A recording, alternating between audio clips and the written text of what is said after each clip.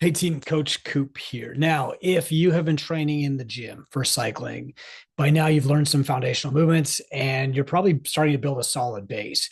But here's something that might surprise you. You don't actually get stronger in the gym, you get stronger during your recovery time. Let me show you how that works. When you train hard, you're actually damaging your muscles in small ways. You're creating tiny tears in the muscle fibers, depleting your energy stores, and you're stressing your nervous system. That's not bad. It's exactly what we want. But here's the key: your body rebuilds stronger only if you give it the resources and time that it needs to recover.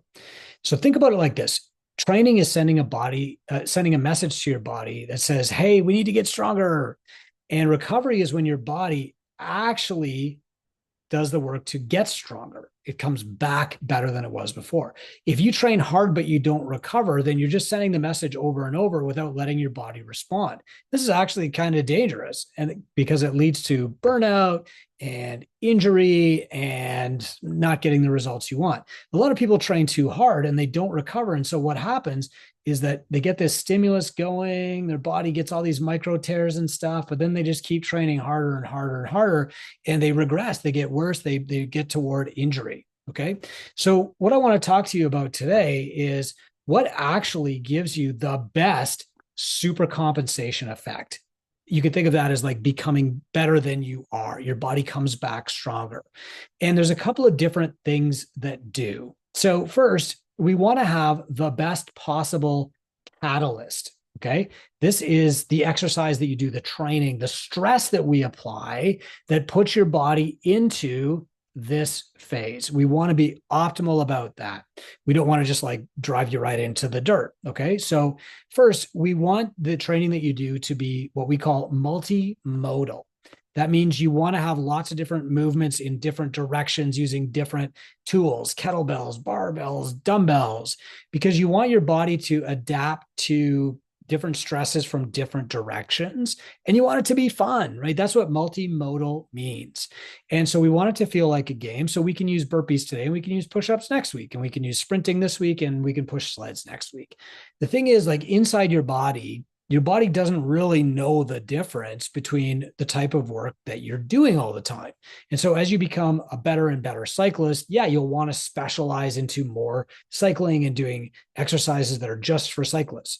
But at your level, and especially at your age, it's the wiring that matters the most, which is amazing because it means that we can be constantly varied. We can do a bunch of different things. And if we do them at the right intensity, you're going to improve on the bike, even though we're not on the bike right now. So we want multimodal. I also said constantly varied. We don't need to do the same workouts, right? Routine is the enemy for you right now. You really want to be doing something different every week, even if it's not like, well, this week I did 8 reps on the bench press at this weight, and next week I'm going to do 10 reps on the bench press. Like, progressive overload is great, but it's not what's needed right now. You actually want a lot of variance. Where you see injury in cyclists, runners, hockey players is when they spend way too much time being way too specific on one movement pattern. You want a large variety, and that's going to keep you safe. It's going to keep you injury free. It's going to build you up some resistance for when you are on the bike more, and it's going to get you more fitter. But we do want to be functional. We don't just want to go roller skating and think like that's going to improve our fitness. We don't necessarily want to follow, the Canada exercise guide because they're going to tell you that mowing the lawn is improving your fitness. It's not. We have to be specific about what we do so that we get the most time possible out of training. If it didn't have to be functional, then we could just do anything and get better. We have to be specific. And so we need to balance these two things, functionality with constant variance, to keep things fun, interesting, challenging, and also get your result. This is my job as a coach. Don't worry too much about it. And then we also want tailored intensity. Like, every single person that's watching this video has a different fitness level. And so we want to be able to take the workout and we want to make it applicable to you without overreaching, without lifting too much weight, too little weight, and make sure that you can still get a great result from it. Okay. So these are the stressors that we use to optimally put you into the right state to prime you for super compensation that forces your body to get better. But what actually improves our ability to get better. There's a few things. The first is sleep. Sleep is really your secret weapon. It's hands down the most important recovery tool you have. And here's what's crazy. Most teenagers and most adults too, like, just don't get enough. You need about 8 to 10 hours per night. The younger you are, the more you need.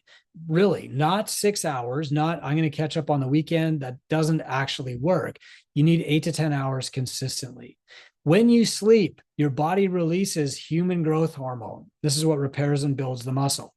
Your body also consolidates what you learned in training, right? It applies those lessons.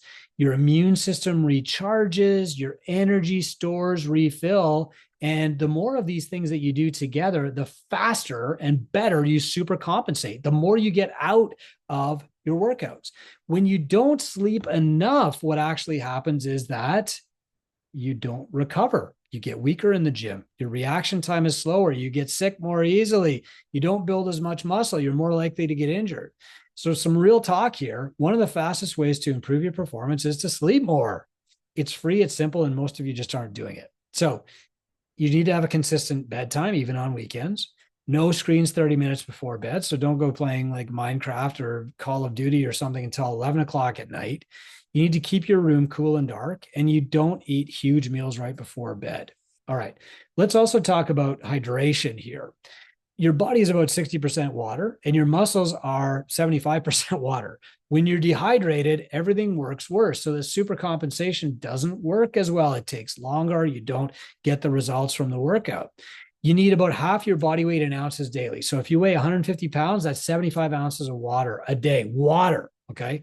You need to add about 16 to 20 ounces for every hour of training that you do. And if you sweat a lot like me, you need to add more. Here's how to tell if you're dehydrated. Your pee is dark yellow, right? This is the real measuring technique for dehydration. It should be like light yellow. If you're getting headaches, if you're feeling tired or sluggish, if you're getting muscle cramps, you're probably not drinking enough. If you're getting a headache after a hard workout, especially in the gym, it's hydration. It's going to feel almost like heat stroke, and it's because you're not sweating effectively. You need to train to sweat effectively. Good athletes sweat a lot because they're very efficient at cooling themselves. So drink water consistently through the day. Don't just go all day without drinking and then bring a gallon of water with you to the gym. Don't try to chug it all at once. Keep a water bottle with you and sip all the time. You also need active rest. Now, this is movement that helps you recover without adding stress. So active rest days are when you're in zone 1. They're not sitting on the couch all day. They're not doing another hard workout. It's light swimming or biking. It's light walking, right? It's playing catch. It's easy stretching or yoga if you want to. It's just shooting hoops in the driveway, that kind of thing. The goal is to move your body enough to increase your blood flow, which helps recovery without creating even more damage or fatigue. So most weeks, you should have 2 days that are either complete rest or active rest. That means 2 workouts a week in the gym, leaving you 5 other days to recover, do other sports like cycling or rest. And, what we're coming into now, as we get closer and closer to the cycling season, is going to be more challenging in the gym. We're adding systematic strength work.